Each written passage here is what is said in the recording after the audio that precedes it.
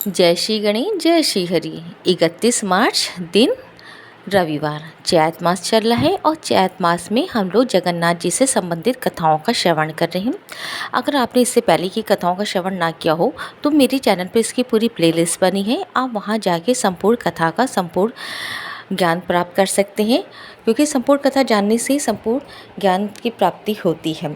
अगर आप चैनल पर पहली बार आए हैं तो प्लीज़ मेरे चैनल को सब्सक्राइब करके बेल आइकन को प्रेस कर दीजिए, ताकि मेरे सारे वीडियो को नोटिफिकेशन आप तक सबसे पहले पहुंच सके। और वीडियो को ज़्यादा से ज़्यादा शेयर करके लाइक और कमेंट्स कीजिए। जय श्री राधे। भगवान जगन्नाथ जी की आज हम लोग संपूर्ण कथा के विषय में जानेंगे। एक बार भगवान श्री कृष्ण सो रहे थे और निद्रा अवस्था में उनके मुख से राधा जी का नाम निकला। पटरानियों को लगा कि वे प्रभु की इतनी सेवा करती हैं, परंतु सबसे ज़्यादा राधा जी का ही स्मरण करते हैं। रुक्मणी जी एवं अन्य रानियों ने रोहिणी जी से राधा रानी व श्री कृष्ण के प्रेम व ब्रज लीलाओं का वर्णन करने की प्रार्थना की। माता ने कथा सुनाने की हामी भर दी, लेकिन ये भी कहा कि श्री कृष्ण व बलराम को इसकी भनक न मिले। तय हुआ कि सभी रानियों को रोहिणी जी एक गुप्त स्थान पर कथा सुनाएंगी। वहाँ कोई ना कोई ही आ ना सके, इसके लिए उन्होंने सुभद्रा जी को पहरा देने के लिए मना लिया।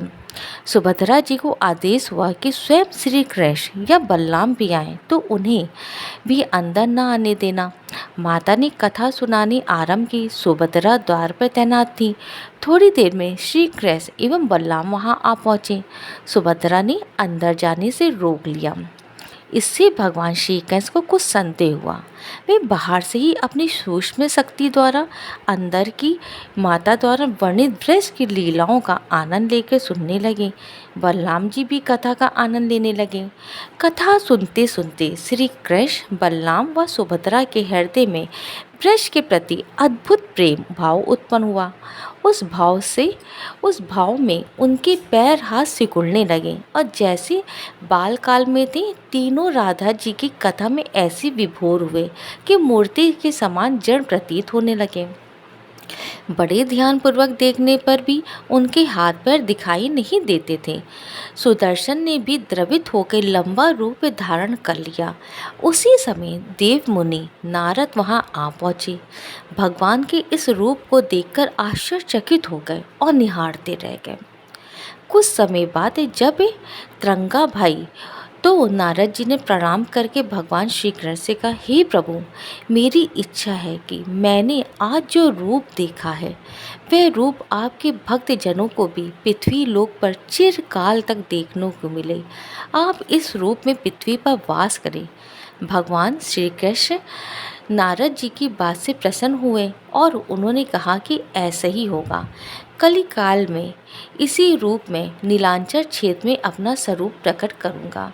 कलयुग आगमन के उपरांत प्रभु की प्रेरणा से मालव राजा इंद्रद्युम्न ने भगवान श्री कृष्ण, बलभद्र जी और बहन सुभद्रा जी की ऐसी प्रतिमाओं जगन्नाथ मंदिर में स्थापित कराई। ये रोचक कथा आगे और भी हम लोग इसका श्रवण करेंगे। राजा इंद्रद्युम्न श्रेष्ठ प्रजापालक राजा थे। प्रजा उन्हें बहुत प्रेम करती थी। प्रजा सुखी और संतुष्ट थी। राजा के मन में इच्छा थी कि वह कुछ ऐसा करे जिससे सभी उन्हें स्मरण रखें।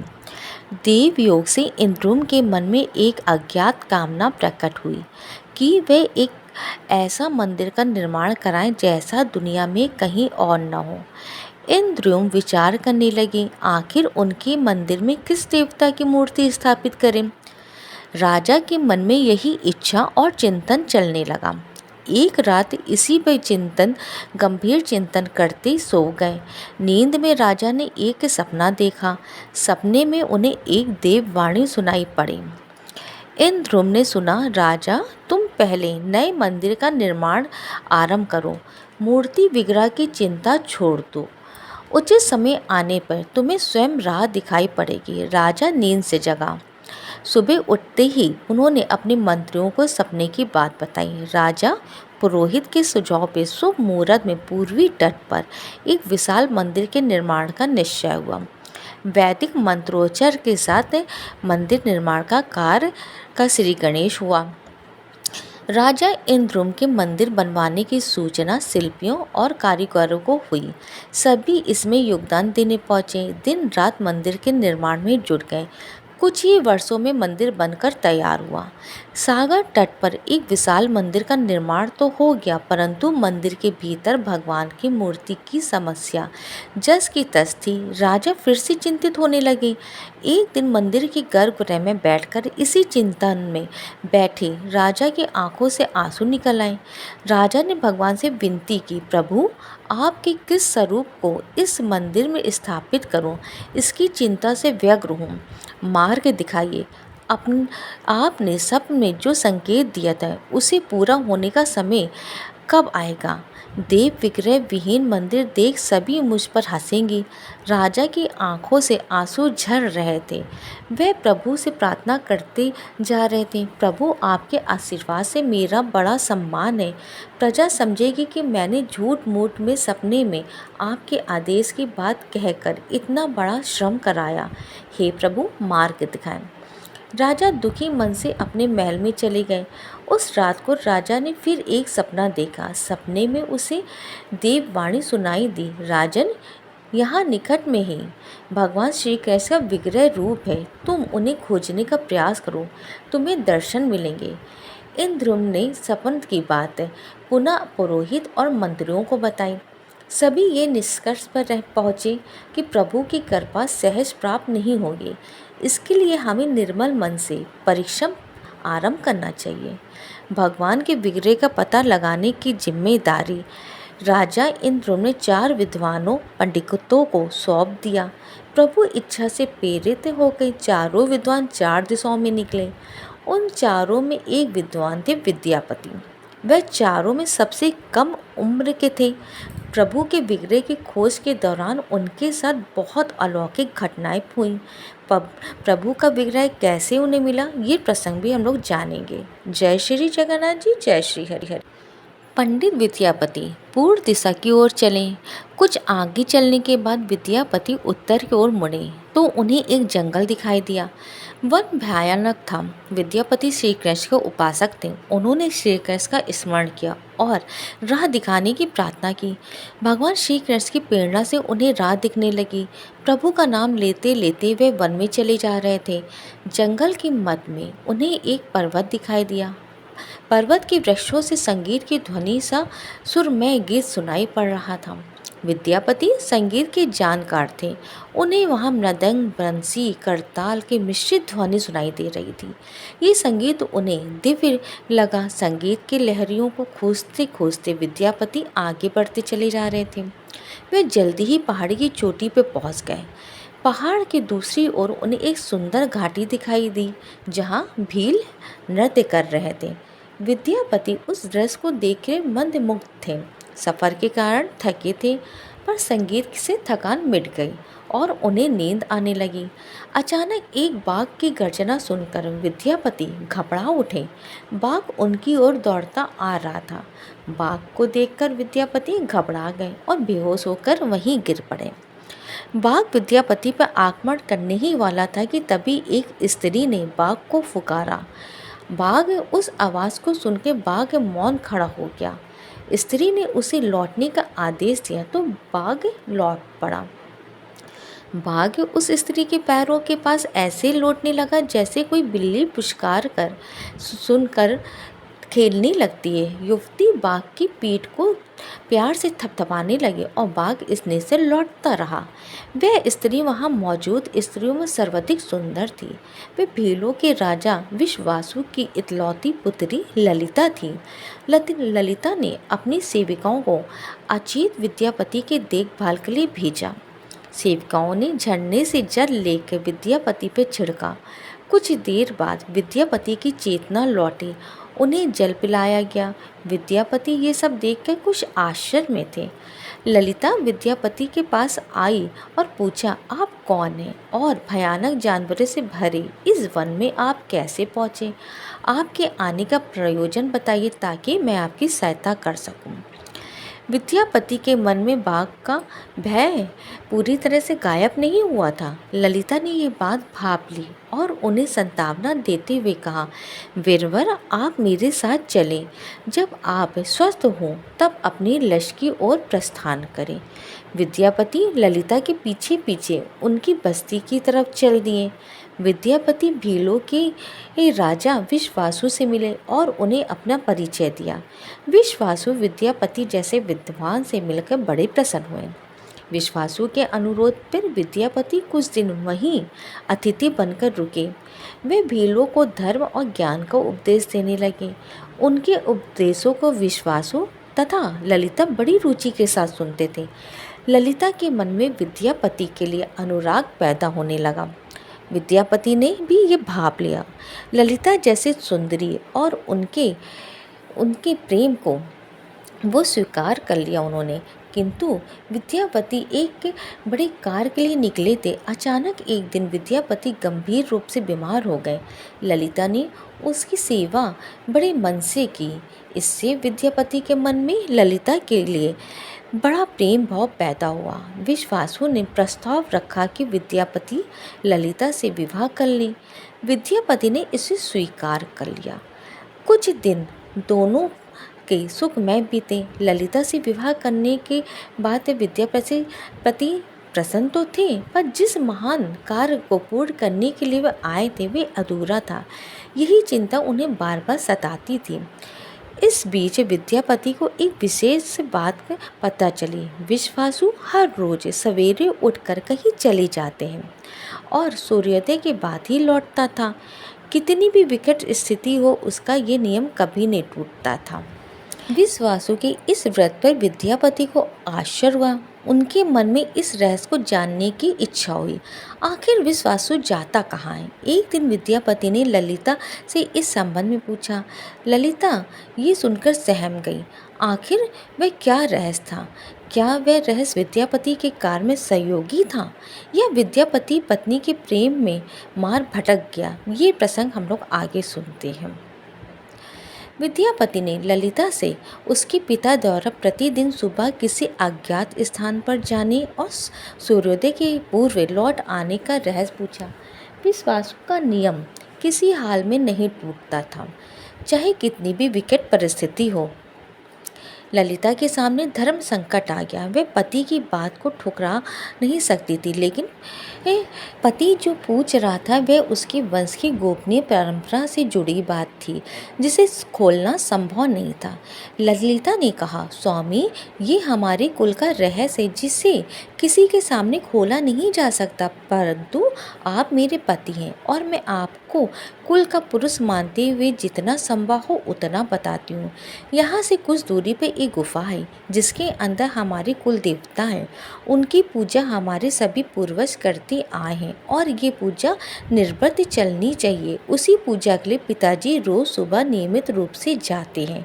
विद्यापति ने ललिता से कहा कि वह भी उनके कुल देवता के दर्शन करना चाहते हैं। ललिता बोली, ये संभव नहीं है। हमारे कुल देवता के बारे में किसी को जानने की इच्छा है, ये सुनकर मेरे पिता को क्रोधित हो जाएंगे। विद्यापति की उत्सुकता बढ़ रही थी कि वह तरह तरह से ललिता के अपने प्रेम की शपथ देकर उसे मनाने लगे। आखिरकार ललिता ने कहा कि वे अपने पिताजी से विनती करेंगी और वे आपको देवता के दर्शन करा दें। ललिता ने पिता से सारी बात कही। वे क्रोधित हो गए। ललिता ने जब ये कहा कि मैं आपकी अकेली संतान हूँ, आपके बाद देवता की पूजा का दायित्व मेरा होगा, इसलिए मेरे पति का यह अधिकार बनता है क्योंकि आगे उसे ही पूजा करना होगा। विश्वासु इस तरह के आगे झुक गए। वे बोले, गुफा के दर्शन किसी को भी तभी कराए जा सकते हैं जब वह भगवान की पूजा का दायित्व अपने हाथ में ले ले। विद्यापति ने दायित्व स्वीकार किया तो विश्वासु देवताओं के दर्शन कराने को राजी हुए। दूसरे दिन सूर्योदय से पूर्व विद्यापति की आंखों पे पट्टी बांधकर विश्वासु उनका दाहिना हाथ पकड़कर गुफा की तरफ निकले। विद्यापति ने मुट्ठी में सरसों रख लिया था जिसे रास्ते में छोड़ते हुए गए। गुफा के पास पहुंचकर विश्वासु रुके और गुफा के पास पहुंच गए। विश्वासु ने विद्यापति के आंखों की काली पट्टी खोल दी। उस गुफा में नीले रंग का प्रकाश चमक उठा। हाथों में मुरली लिए हुए भगवान श्री कृष्ण का रूप विद्यापति को दिखाई दिया।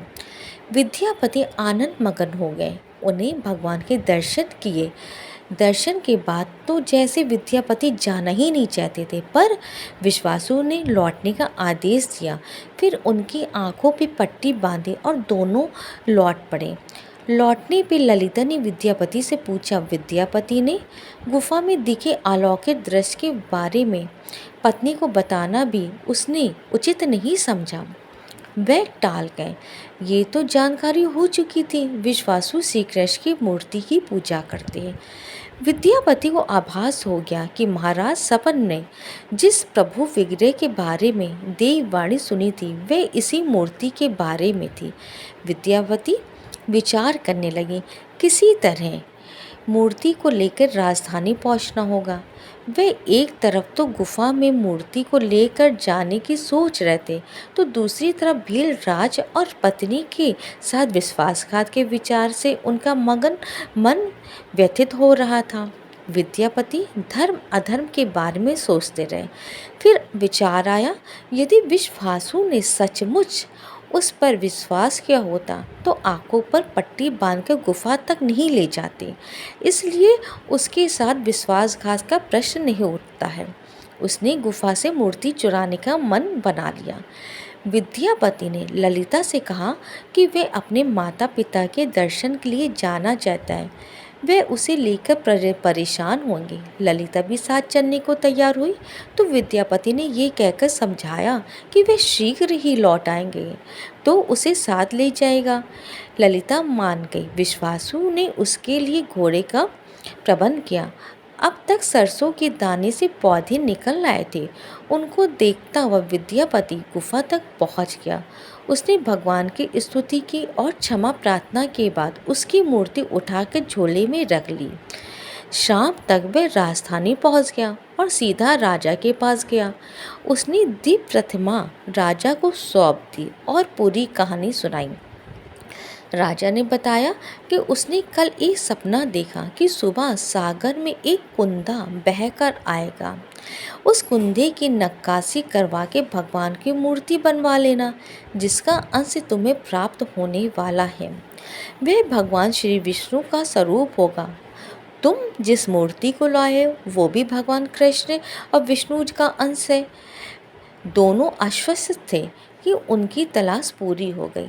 राजा ने कहा कि जब भगवान द्वारा भेजी लकड़ी से हम इस प्रतिमा का बड़ा स्वरूप बनवा लेंगे, तब तुम अपने ससुर से मिलकर उन्हें मूर्ति वापस कर देना।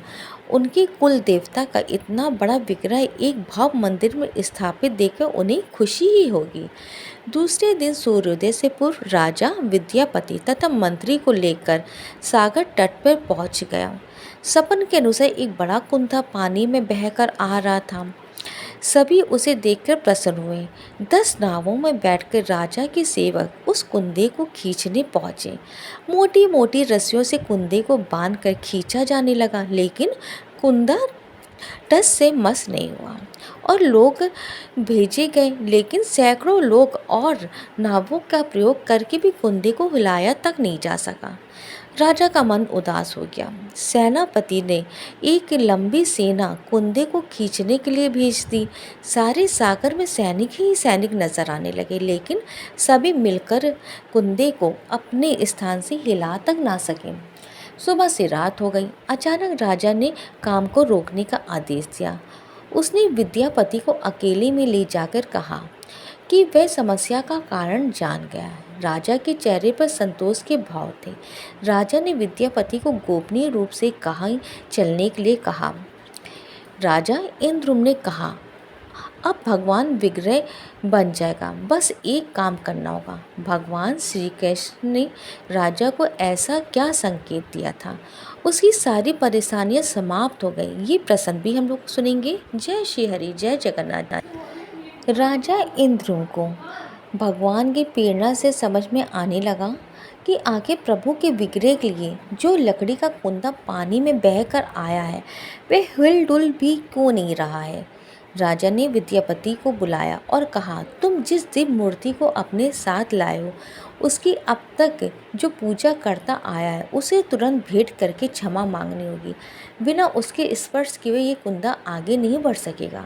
राजा इंद्रुम और विद्यापति विश्वासु से मिलने पहुँचे। राजा ने पर्वत की चोटी से जंगल को देखा तो उसकी सुंदरता को देखता ही रह गया। दोनों भीलों की बस्ती की ओर चुपचाप चलते रहे। इधर विश्वासु अपने नियमित दिनचर्या के हिसाब से गुफा में अपने कुल देवता की पूजा के लिए चले। वहाँ प्रभु की मूर्ति गायब देखी तो वे समझ गए कि उनके दामाद ने ये छल किया है। विश्वासु लौटे और ललिता को सारी बात सुना दी। विश्वासु पीड़ा से भरा घर के आंगन में पछाड़ खाकर गिर गए। ललिता अपने पति द्वारा किए गए विश्वासघात से दुखी थी और स्वयं इसका कारण मान रही थी। पिता पुत्री दिन भर विलाप करते रहे। उन दोनों ने अन्न का एक दाना भी न छुआ। अगली सुबह विश्वासु उठे और सदा की तरह अपनी दिनचर्या का पालन करते हुए गुफा की तरफ बढ़े। वे जानते थे कि प्रभु का विग्रह वहाँ नहीं है, फिर भी उनके पैर गुफा की ओर खींचे चले जा रहे थे। विश्वासु के पीछे ललिता और रिश्तेदार भी चले। विश्वासु गुफा के भीतर पहुँचे जहाँ भगवान की मूर्ति थी। उस चट्टान के पास खड़े होकर हाथ जोड़कर खड़े रहे, फिर उस ऊंची चट्टान पर गिरकर बिलक बिलक कर रोने लगे। उनके पीछे प्रजा भी रो रही थी। एक भील युवक भागता हुआ गुफा के पास आया और बताया कि उसने महाराज और साथ विद्यापति को बस्ती की ओर से आते देखा है। ये सुनकर सब चौंक उठे। विश्वासु राजा के स्वागत में गुफा से बाहर आए, लेकिन उनकी आंखों में आंसू थे। राजा इंद्र विश्वासु के पास आए और उन्हें अपने हृदय से लगा लिया। राजा बोले, भीलराज, तुम्हारे कुल देवता की प्रतिमा का चोर तुम्हारा दामाद नहीं है, मैं हूँ। उसने तो अपने महाराज के आदेश का पालन किया है। ये सुनकर सब चौंक उठे। विश्वासु ने राजा को आसन दिया। राजा ने उस विश्वासु को शुरू से अंत तक पूरी बात बताकर कहा कि आखिर क्यों ये सब करना पड़ा। फिर राजा ने उनसे अपने सपने और जगन्नाथपुरी में सागर तट पर मंदिर निर्माण की बात कह सुनाई। राजा ने विश्वासु से प्रार्थना की, भील सरदार विश्वासु, कई पीढ़ियों से आपके वंश के लोग भगवान की मूर्ति को पूजते आए हैं। भगवान के उस विग्रह के सुंदर दर्शन सभी करते आए हैं। आपके राज के लोग दर्शन सभी को मिले, इसके लिए आपकी सहायता चाहिए। ईश्वर द्वारा भेजे गए लकड़ी के कुंदे से बनी मूर्ति के भीतर हम इस दिव्य मूर्ति को सुरक्षित रखना चाहते हैं। अपने कुल की प्रतिमा को पुरी के मंदिर में स्थापित करने की अनुमति दो। उस कुंदे को तुम स्पर्श करोगे तभी वह हिलेगा। विश्वासु राजी हो गए और राजा सपरिवार विश्वासु को लेकर सागर तट पे पहुँचे। विश्वासु ने कुंदों को छुआ और छूते ही कुंदा अपने आप तैरता हुआ किनारे पर आ लगा। राजा के सेवक ने उस कुंदे को राजमहल में पहुंचा दिया। अगले दिन मूर्तिकारों और शिल्पियों को राजा ने बुलाकर निमंत्रण की। आखिर इस कुंदे से कौन सी देव मूर्ति बनाना शुभदायक होगा। मूर्तिकारों ने कहा, हे राजा, हम लोग ने पत्थर की मूर्ति बनाई है, लेकिन लकड़ी की मूर्ति बनाने का हमें ज्ञान नहीं है। एक नए विघ्न के पैदा होने से राजा फिर चिंतित हुए। उसी समय वहाँ एक बूढ़ा आया। उसने राजा से कहा, इस मंदिर में आप भगवान श्री कृष्ण को उनके भाई बलभद्र तथा बहन सुभद्रा के साथ विराजमान करें। इस देवयोग का ही इसके संयोग समझें, देवयोग का संकेत समझें। राजा को उस बूढ़े व्यक्ति की बात से संतावना तो मिली, लेकिन समस्या ये थी कि आखिर मूर्ति बने कैसे। उस बूढ़े ने कहा कि मैं इस कला में कुशल हूँ, मैं इस पवित्र कार्य को पूरा करूँगा और मूर्तियाँ बनाऊँगा, पर मेरी एक शर्त है। राजा प्रसन्न हो गए और उनकी शर्त पूछी। बूढ़े शिल्पी ने कहा, मैंने भगवान की मूर्ति का निर्माण का काम एकांत में करूँगा। मैं ये काम बंद कमरे में करूँगा। कार पूरा करने के बाद मैं स्वयं दरवाज़ा खोलकर बाहर आऊँगा। इस बीच कोई मुझे बुलाए ना। राजा सहमत तो हो गए, लेकिन उन्हें एक चिंता हुई। बोले, यदि कोई आपके पास नहीं आएगा तो ऐसी हालत में आपके खाने पीने की व्यवस्था कैसे होगी? शिल्पी ने कहा, जब तक मेरा कार्य पूर्ण नहीं होता मैं कुछ खाता पीता नहीं हूँ। राजा मंदिर के एक विशाल कक्ष में उस बूढ़े शिल्पी ने स्वयं को 21 दिनों के लिए बंद कर लिया और काम शुरू कर दिया। भीतर से आवाज़ें आती थी। महारानी गुंडीचा देवी दरवाजे से कान लगाकर अक्सर छेनी हथौड़ी के चलने की आवाज़ें सुना करती थी। महारानी रोज की तरह कमरे के दरवाजे से कान लगाए खड़ी थी। 15 दिन बीते थे कि उन्हें कमरे से आवाज़ सुनाई पड़ने बंद हो गई। जब मूर्तिकार के काम करने की कोई आवाज़ नहीं मिली तो रानी चिंतित हुई। उन्हें लगा, वृद्ध आदमी है, खाता पीता भी नहीं है, कहीं उसके साथ कुछ अनिष्ट ना हो गया हो। व्याकुल होकर रानी ने दरवाजे को धक्का देकर खोला और भीतर झांक कर देखा। महारानी गुंडीचा देवी ने इस तरह मूर्तिकार को दिया हुआ वचन भंग कर दिया था। मूर्तिकार अभी मूर्तियां बना रहा था, परंतु रानी को देखते ही वे अदृश्य हो गए। मूर्ति निर्माण का कार्य अभी तक पूरा नहीं हुआ था। हाथ पैर का निर्माण पूर्ण नहीं हुआ था। वृद्ध शिल्पकार के रूप में स्वयं देवताओं के शिल्पी भगवान विश्वकर्मा आए थे। उनके अदृश्य होते ही मूर्तियां अधूरी रह गई। इसी कारण आज भी ये मूर्तियां वैसी ही हैं। उन प्रतिमाओं को ही मंदिर में स्थापित कराया गया। कहते हैं विश्वासु संभवतः उस जरा बहलिए का वंशज था जिसने अनजाने में भगवान श्री कृष्ण की हत्या कर दी थी। विश्वासु शायद कृष्ण के पवित्र अवशेषों की पूजा करता था। ये अवशेष मूर्तियों में छिपाकर रखे गए थे। विद्यावती और ललिता के वंशज जिन्हें दैत्यपति कहते हैं, उनका परिवार ही यहाँ आज तक पूजा करता है। जय श्री जगन्नाथ जी, जय हो जगन्नाथ स्वामी की। आपको जगन्नाथ जी से संबंधित कथा कैसी लगी? अगर वीडियो पसंद आया हो और आपके भगवान पे आस्था है तो वीडियो को ज़्यादा से ज़्यादा शेयर करके, चैनल को सब्सक्राइब करके, बेल आइकन अवश्य प्रेस करके लाइक और कमेंट कीजिए। जय श्री हरि, जय श्री हरि, जय श्री।